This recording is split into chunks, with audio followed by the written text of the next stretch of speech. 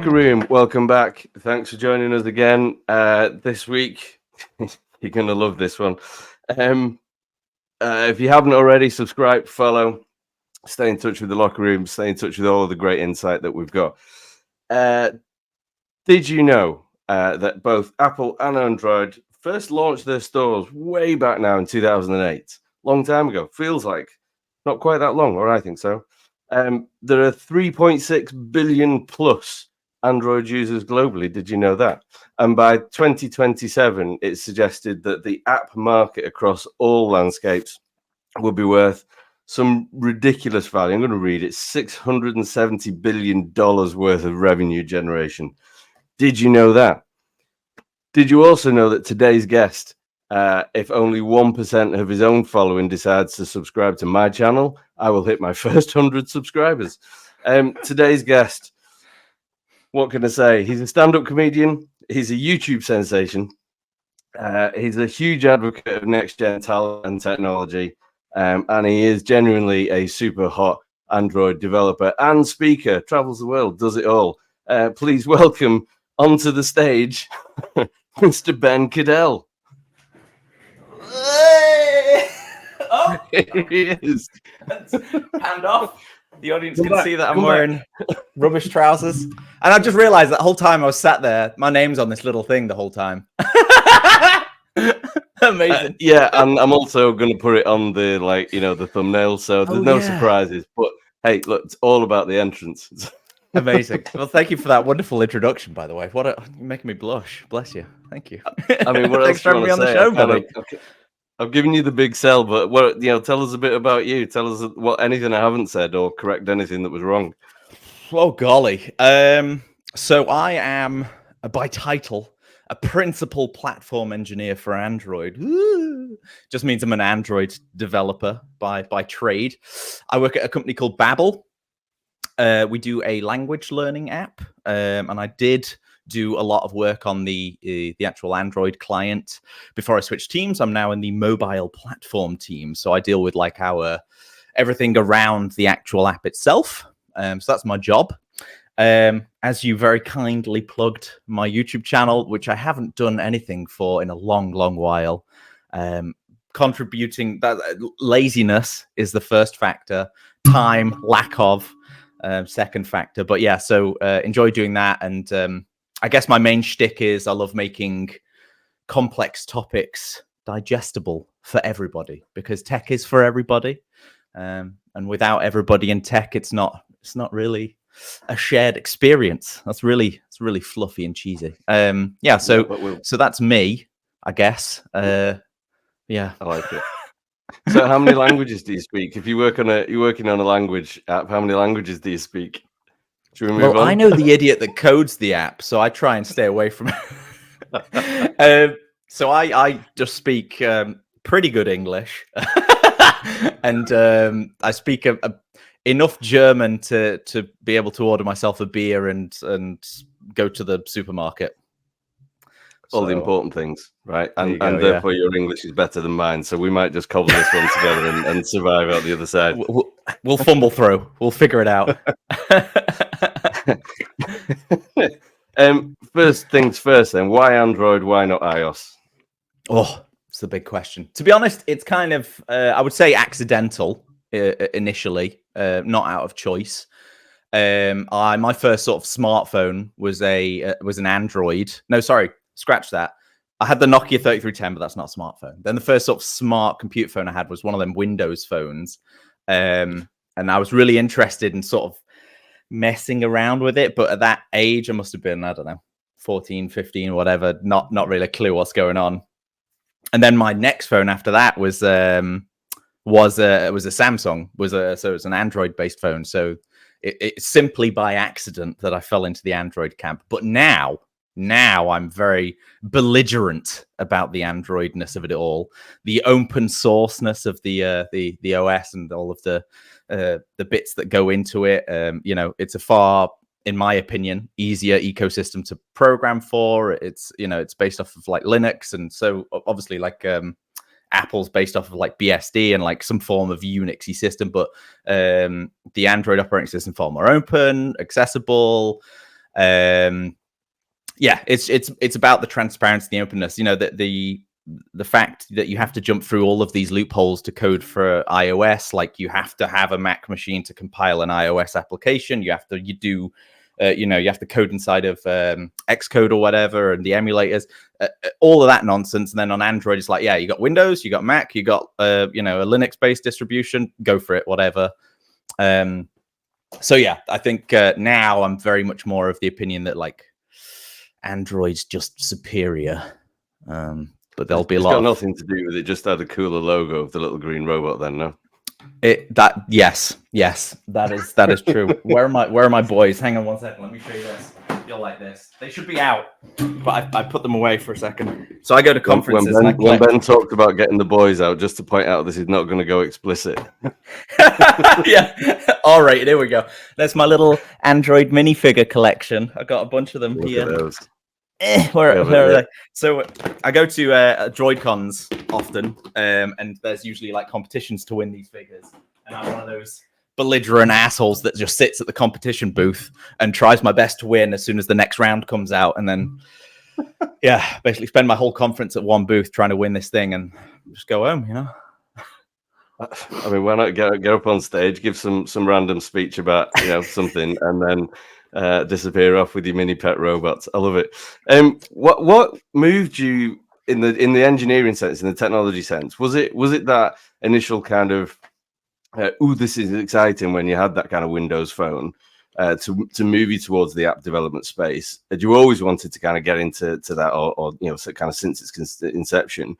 Because it's not the traditional route. Most of us kind of go through engineering school, for want of a better phrase, and you come out and you do the standard, I want to build a website or a HR system, and then others go into the kind of app space, and you're one of those. So what was it that really moved you that way?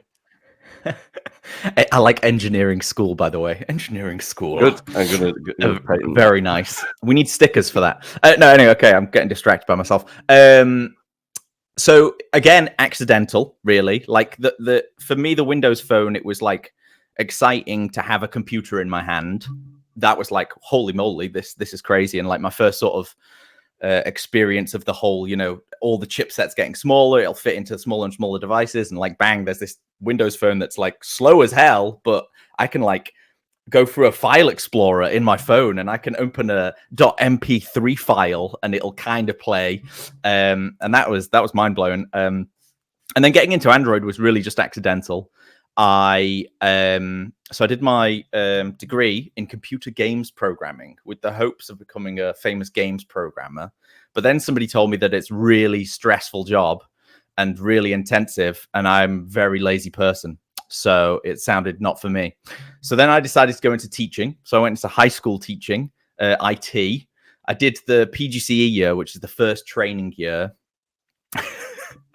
And loved the human side of it, the interaction with the kids, all that kind of stuff. Hated the rest of it.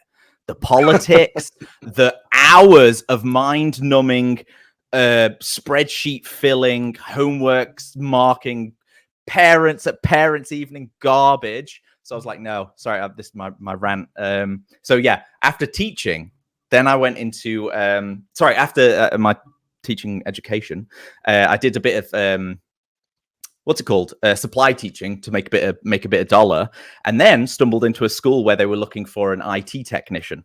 And then I was like, oh, okay, I can do IT. So I joined the IT technician crew, and they gave me this old, out-of-date Android app that did something about like tracking their laptop trolleys around the school or something like that. Nothing interesting. But they needed an up-to-date to it, and the guy that wrote it had disappeared, had left. So I had to like deconstruct this app. I'd never touched Android code in my life. So like it was obviously like Java and stuff under the hood, but like I'd never touched like the Android ecosystem.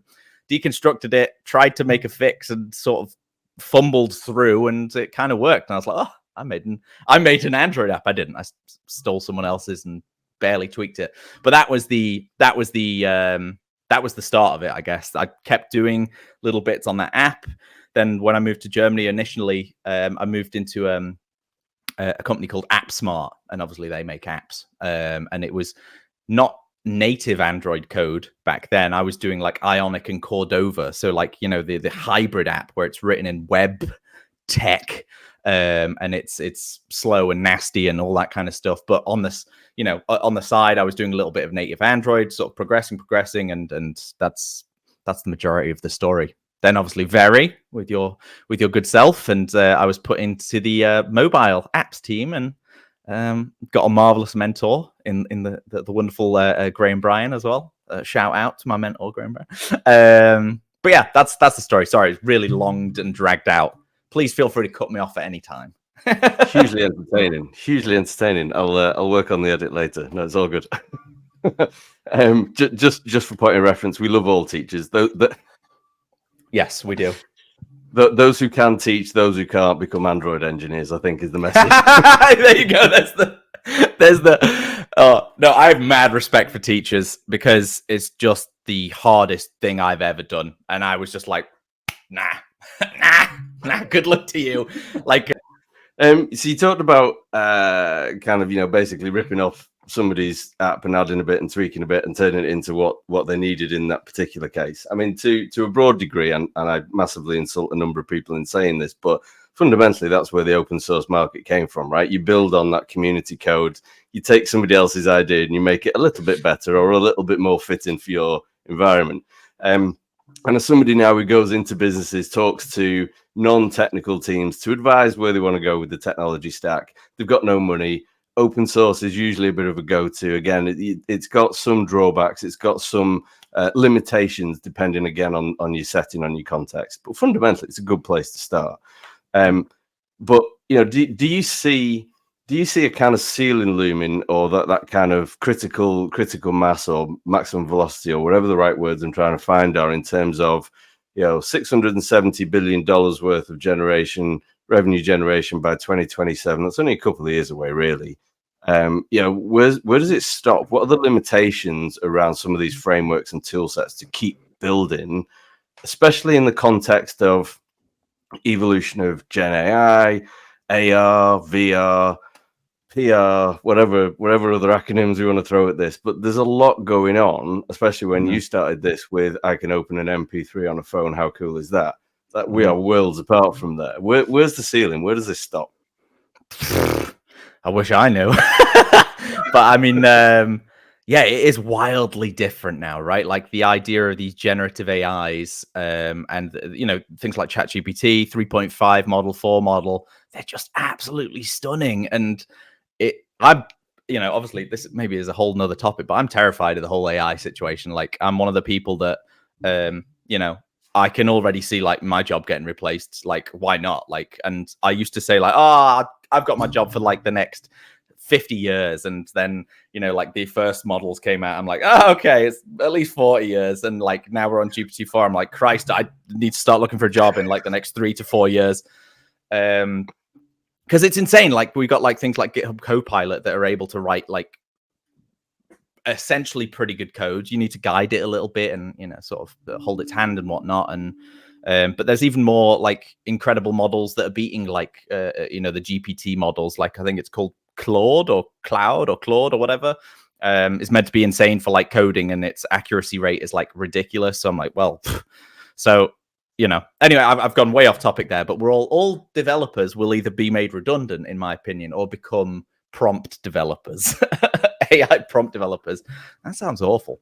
Anyway, I forgot what your original question was. Limits on the stuff. I mean, like, it's kind of fascinating because a couple of years ago, when was it? Must have been like 2016. They were talking about this operating system called Fuchsia, right? Which was the replacement for Android. They were saying Android's going to be dead in like a couple of years and Fuchsia's going to take over. That's all now, but disappeared entirely. And they've obviously moved on to the next thing. But it just shows how like quickly these things come and go. But it seems like this AI situation's here to stay. And I guess there's going to be no limits on that, especially when it's like, I was watching a video the other day, like the ones that are now, the models that are in now, right? They've like been trained on a set and their learning has essentially been frozen. But the point where they're doing like models that are going to be continuously learning as they're being used, that's going to be terrifying. We might already be there. I have no idea. I feel way behind already. Like I have no idea if whatever I'm saying is right.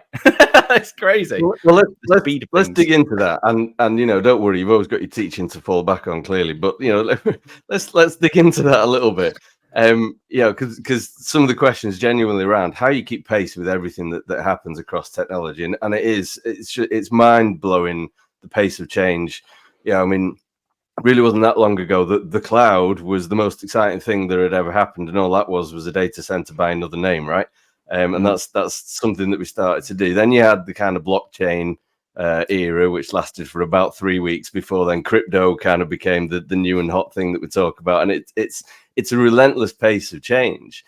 And I did a talk at the end of last year around this idea of the kind of the business engineer. Everyone has potential now to be an engineer because of what you're talking about. You've got tools that you need not have gone to engineering school. You need just to know a couple of prompts, and you can build an app. You go to some of these AI sites, build me an app that has a calendar and will allow me to put some products up for sale. Bosh, done. That is interesting. It's exciting for small businesses with not a lot of capital to spend. From your seat, legitimately, how worrying is that from an industry perspective, from an engineer's perspective? So, for me, right, my personal opinion, I'm worried in terms of job security, but in terms of like industry, it seems to be, well, as it should be, the complete opposite. It's like embrace and use AI for whatever purpose you can find. It seems that every company has this new new AI branch. Even in Babel, I'm not entirely sure if I'm supposed to speak about it, but we have like a team that's looking into like usages of AI across our app and so on. So everybody's sort of jumping on the bandwagon, and I guess as it should be. But yeah, it's I don't know. For me, yeah, I guess I'm concerned, but I'm really, really curious. Like right now, the state of things with like in terms of coding, my job right now, I don't think in this moment an AI could sufficiently take over what I do at this moment. Maybe in a couple of years. Now, I can use AI as a tool to help me code, and a lot of people talk about don't think of AI as like replacement. They say like think of AI as a colleague that you're pair programming with constantly. And I was really resistant at first, but then I asked first time like, hey, AI, what can I use you for? And one of its responses was like, I can help you code. I'm like, get out of here. Then I was like, okay, well let's try it through a little problem. I'm like, oh, I need to I can't even remember what it was. Write this composable animation to do this or that. And I was like, put it into ChatGPT or whatever it was I was using at the time. And it gave me something that was pretty close to what I needed and just had to tweak it. And but it's only going to get better, right? It's AI is the worst it will ever be right now in this moment. Well, obviously it was worse like yesterday, but every now moment it will be the worst that it will ever be, which is terrifying. It's terrifying. Like the generative image stuff is terrifying.